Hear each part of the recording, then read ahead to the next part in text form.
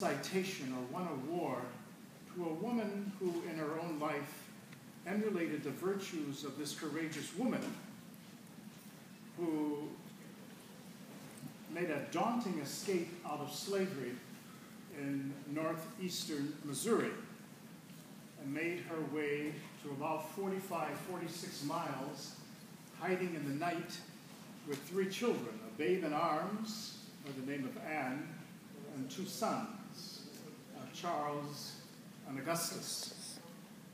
Her husband had already left to fight on the Union side of the Civil War. Somewhere, somebody said that there were some benefits for blacks who fought on the Union side.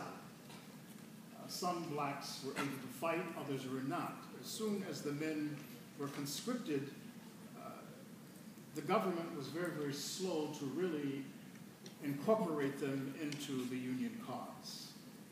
Many of them never saw battle. Many of them were doing menial labor, setting railroad ties and bringing supplies to the other white troops and so forth. Her husband left in about 1860 to fight on the Union side, but he ended up dying in a hospital in St. Louis. It was never clear what benefits there were for black men to enroll in the Civil War. And much of it probably was more false than it was actually true. But Martha Jane would not find out until about 7 years later that her husband had actually died. She saw his name on a list of Civil War casualties. And by that time, she was already into freedom. 46 miles, traveling to Hannibal, Missouri, the home of Mark Twain, where she connected with some sympathizers. And then she was apprehended by Confederate troops. Later on, Augustus Tolton mentioned that there were $200 bounty on each of their heads.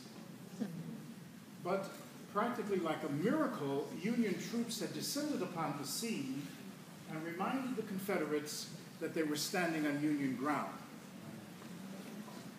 Then they took Martha Jane and her 3 children to the shores of the Mississippi and told her she would have to make it on her own. She had never rowed a boat in her life, but suddenly there appeared a dilapidated rowboat with 1 oar. And she put her children in it and made it across the Mississippi with Confederates shooting at her. She made it to the other side, to Quincy, Illinois, which was the station of the Underground Railroad. On the award that we give an African-American woman who emulates the virtues of Martha Jane Tolton, we picture that boat with the 1 oar. And we give it to a woman who emulates her virtues and with respect to her children, perhaps even her grandchildren. Then we give her a check for $1,000. All right. And it was well received. We'll do it again in October, on October 19th. While we're still searching for a woman for the second time around. It is perhaps the stuff of movie making, but it is, in fact, a rather daring escape. We don't know what sponsored her to make such an escape, because there were severe consequences for recaptured slaves. Sometimes an ear was cut off, maybe even a foot. Sometimes a severe beating with salt and vinegar poured into someone's wounds. A woman could be raped, her children taken away from her, a family broken up or divided or whatever. The consequences were rather severe. The state of Missouri was a rather ambivalent state with regards to slavery.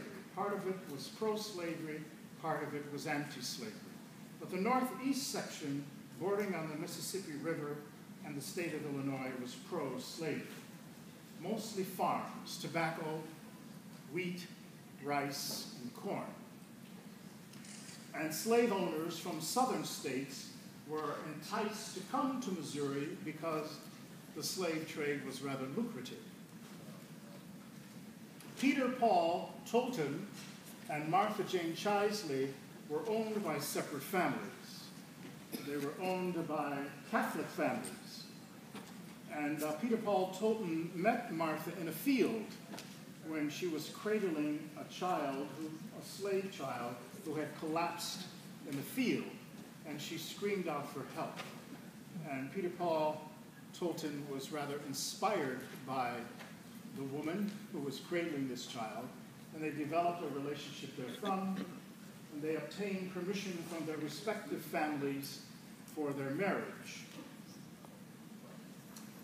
And the church where they were married is still standing. If you go to Brush Creek, Missouri today, the church there still stands where they were married, and then where the children were baptized, and then there's a cemetery on either side of the church.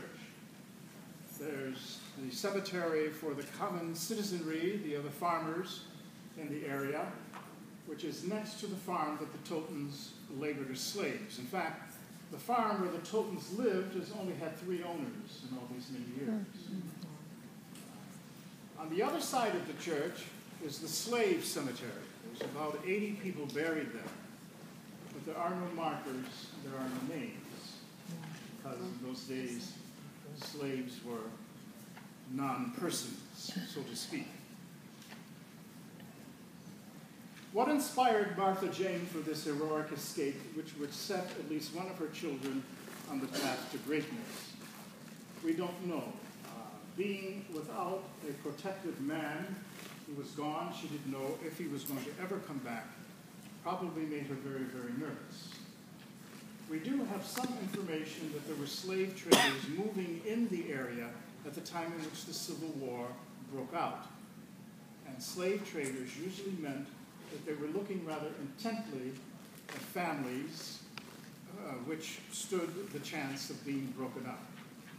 Children separated from their parents, parents or spouses separated from each other, and so forth. But the escape had to be absolutely successful by reason of, again, the consequences that would come to fore if she was caught. But God intervened, we believe, and brought her to the other side. She raised her kids in Quincy.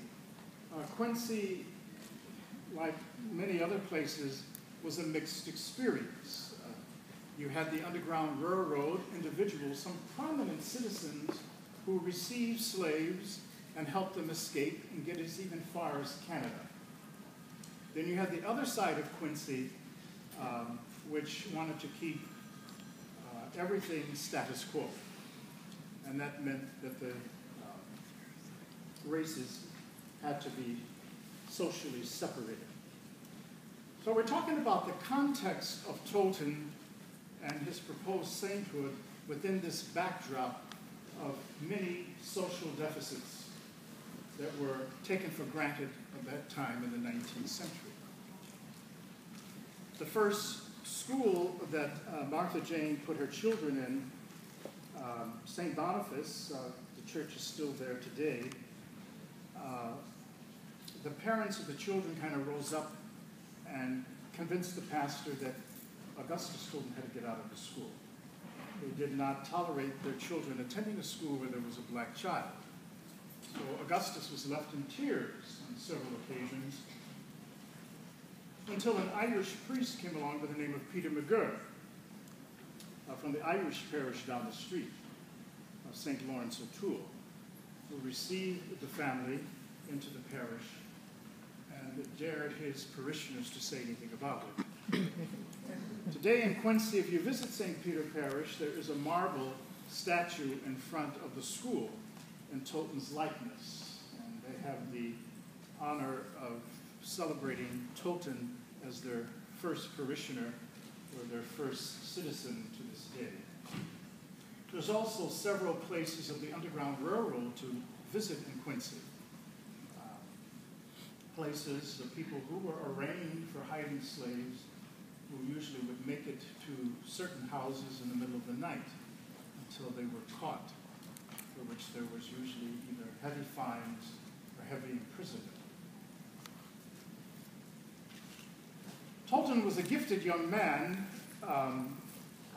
who attached himself to the church, and he was tutored by a group of Notre Dame sisters who taught him German and the subjects, reading, writing, and arithmetic during the months when he could not work. He worked in a leather factory and a horse saddle making factory at another period, and a bottling factory still at another period of his life, along with his mother. He learned how to speak German.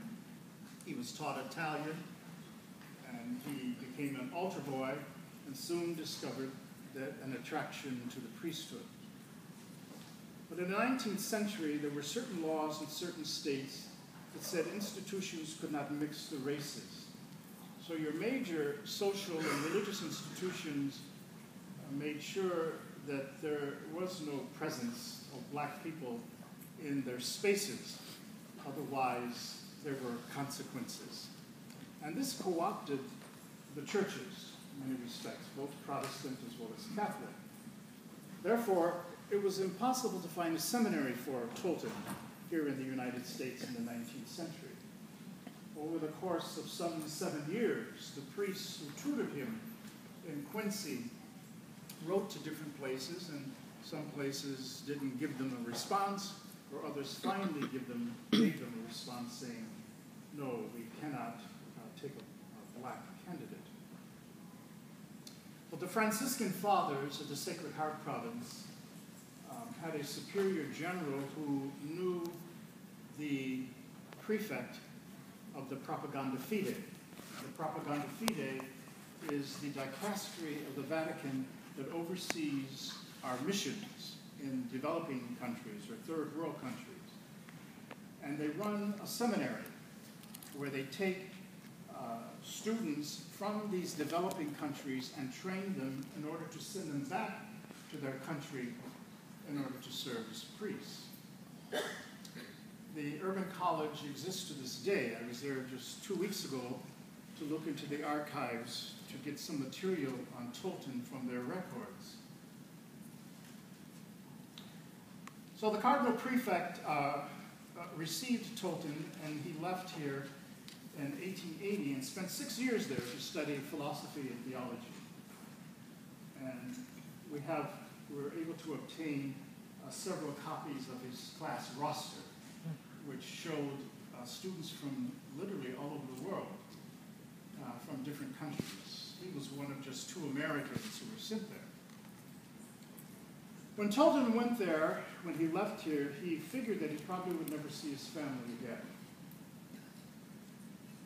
He figured that, or it was told him, that once he was ordained, he would be sent to Africa, because it was considered that he could not possibly succeed under the racial apartheid of the United States of America, seeing that there were no other black priests known in the country, and the laws that were emerging in this country that kept the races separate. Until the night before he was ordained a priest, which was the night of April 23rd, 1886. The Cardinal Prefect of the Propaganda, Octavio Simeoni, told Tolton that he was changing the decision of sending him to Africa. Up to that time, Tolton had mastered some of the African dialects in addition to Italian, and he was set consciously to pack his bags the day after his ordination and go some country in Africa, probably Borneo at that time. The cardinals told him, you know, the United States considers itself to be the most enlightened nation on the face of the earth. Considers opportune. Right. If that is true, they should be able to receive a black priest. So we've changed our minds. We're going to send you back home.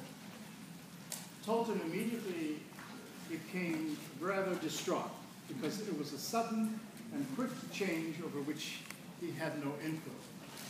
But having taken his propaganda oath, namely to serve under the umbrella of the propaganda agency and to report back periodically on the